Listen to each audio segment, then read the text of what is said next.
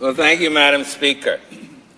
I've been in politics almost 10 years, and never, ever have I participated in such a ridiculous debate. This ridiculous in the sense that the government is proposing that we go with ignorance over knowledge, ideology over reason. We have 355 organizations and individuals who seldom enter politics denouncing this move.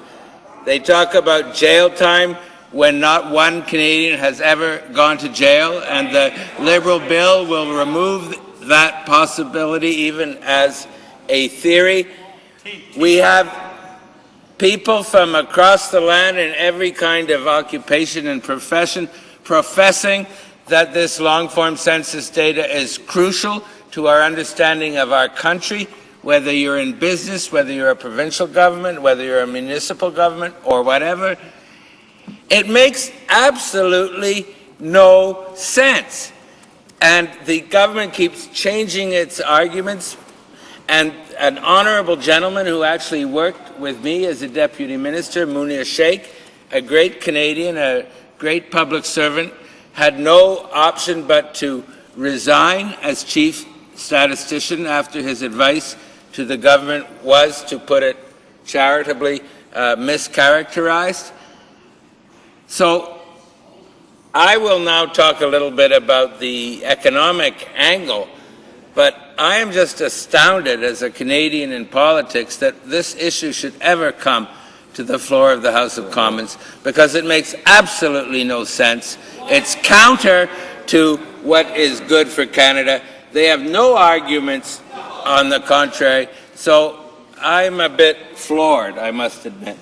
But let me now turn to some more detail on the economic side. For example, we have Mark Carney, a highly respected governor of the Bank of Canada, whose job it is to set interest rates and conduct monetary policy for the good of the Canadian economy. And he himself has said that the absence of long-form census data will impede his ability to conduct monetary policy for the good of the Canadian economy. To quote him, he said there is a non-trivial range of data that could be affected. And then, according to the Globe story, when asked which data could be affected, Mr. Carney said, quote, "That's part of what we're going to have to work through. Obviously, a series of surveys on the household side and the potential implications for the labor force survey." Well, here's the man appointed by the Conservatives, and in this case I would say a very good appointment, to conduct the monetary policy of the nation, saying that his job for the good of the Canadian economy will be negatively impacted by this ridiculous, stupid decision by the government to abandon the long-form compulsory census. And that's just the tip of the iceberg. We have, I think it's 355 solid organizations confirming how ridiculous this move is. And let me just say one thing about statistics. Those on the other side don't seem to understand the basic principle of statistics. You don't get more accurate information by increasing the numbers. It's not a question of how many respond, it's a question of which type of person responds. And the experts are unanimous that there are certain classes of Canadian citizens, certain types of people, perhaps new Canadians because they have trouble with the language, or poorer Canadians, who will not answer and therefore will be unrepresented. So you can get 1 million, 10 million Canadians answering, but if they're disproportionately of the, shall I say, upper or middle class or parliamentarian types who are not in these negatively affected groups, you will get a disproportionate answer and you won't get the accurate data. And that's what all the statisticians are telling us, and that's what the government either doesn't understand or chooses to ignore. And so it affects not only the Bank of Canada, but it affects businesses. If they're wanting to, for example, set up new Tim Hortons They want to know where people live, or grocery stores, or whatever kind of small businesses in Canada are making investment plans, and they are the backbone of our economy. They will no longer have accurate information in terms of demographics and where people live and incomes of people and all of those things needed to conduct their business in an effective way. So it's bad for business, it's bad for the Bank of Canada and the management of the Canadian economy. So let me just give you a few more quotes, Madam Speaker. I mean, the thing is beyond the pale. We really don't need more quotes because it's so obvious. But since we are debating it, here's Craig Alexander, President of the Canadian Association for Business Economics, who says, and I quote, "The census is the single most important piece of information we get." And Madam Speaker, we will no longer have it. Another thing Craig Alexander, also chief economist at TD Bank, says, no, I won't repeat it. That's what he said. He's the chief economist of TD Bank and the head of the Canadian Association of Business Economists.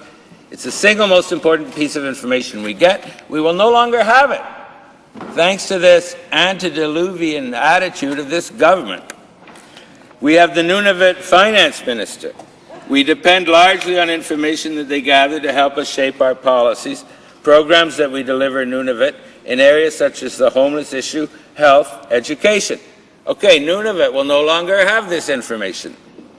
We have l'Association des statisticiennes et statisticiens du Québec. Selon eux, according to that association, the Association of Quebec Statisticians, with over 110 professional statisticians forming their membership, they're in favor of restoring the full mandatory long-form sentence for 2011. Hardly a left-wing subversive socialist gang that this government should be afraid of. These are people who don't usually get involved in politics, and they are typical of those who are speaking out against this ridiculous decision on the long-form census. Then we have John Winter, President and CEO of the BC Chamber of Commerce, again not a socialist subversive to the best of my knowledge, who says, and I quote, "Having dependable and quality data which achieves a high response rate to questions covered by the long form is vital for business analysis and policy development.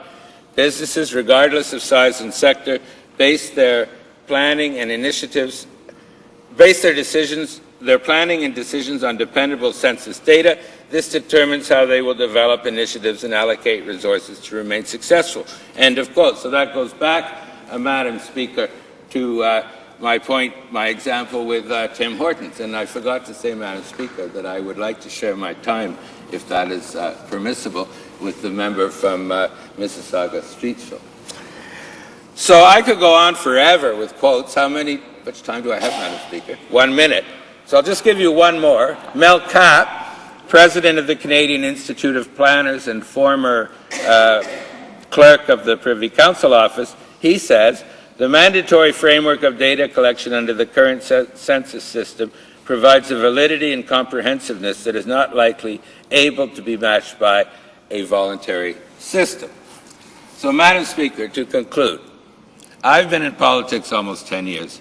I have never seen a more ridiculous action taken by any government than this action on the long-form census.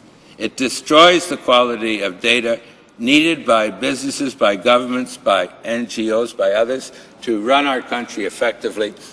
They will be paying more money to get weaker data. And the notion that people being sent to jail is totally ridiculous because no one has ever been sent to jail. And the private member's Liberal bill will eliminate, even in theory, the possibility of jail time. So, Madam Speaker, I see absolutely no reason for this, and I hope, and we on the Liberal side will work as hard as we can to get this bill through to block this antediluvian dinosaur move by this Conservative government. And comments, the Honourable Member for Simcoe North. Thank you,